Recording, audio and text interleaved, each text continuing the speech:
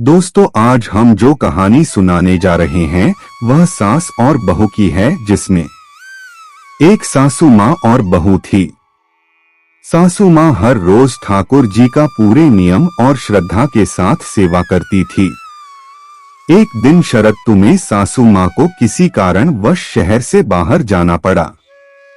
अगर आप यह कहानी सुन रहे हैं तो पूरा सुनिए।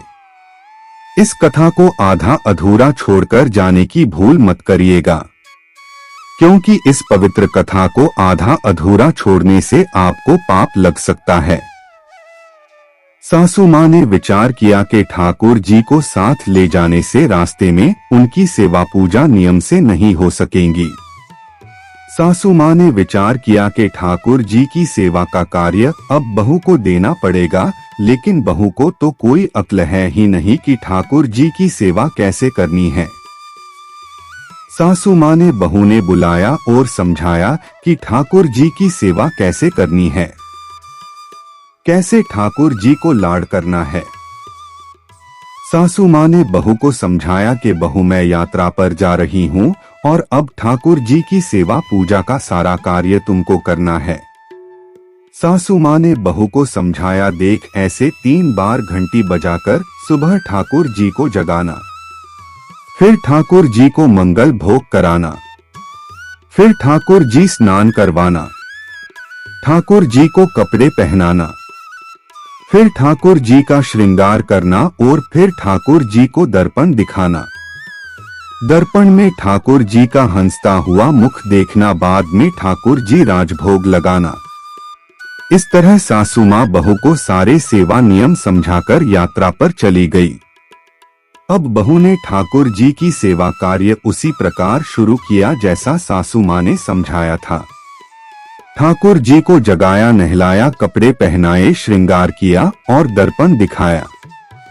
सासू माँ ने कहा था कि दर्पण में ठाकुर जी का हंसता हुआ देखकर ही राजभोग लगाना। दर्पण में ठाकुर जी का हंसता हुआ मुख न देखकर बहू को बड़ा आश्चर्य हुआ। बहू ने विचार किया, शायद मुझसे सेवा में कहीं कोई गलती हो गई है, तभी दर्पण में ठाकुर जी का हंसता हुआ मुख नहीं दिख रहा। बहू ने फिर से ठाकुर जी को नहलाया, श्रृंगार किया, दर्पण दिखाया, लेकिन ठाकुर जी का हंसता हुआ मुख नहीं दिखा। बहू ने फिर विचार किया कि शायद फिर से कुछ गलती हो गई। बहू ने फिर से ठाकुर जी को नहलाया, श्रृंगार किया, दर्पण दिखाया। जब ठाकुर जी का हंसता हुआ मुख नहीं दिखा, बहू ने फिर से ठाकुर जी को नहलाया।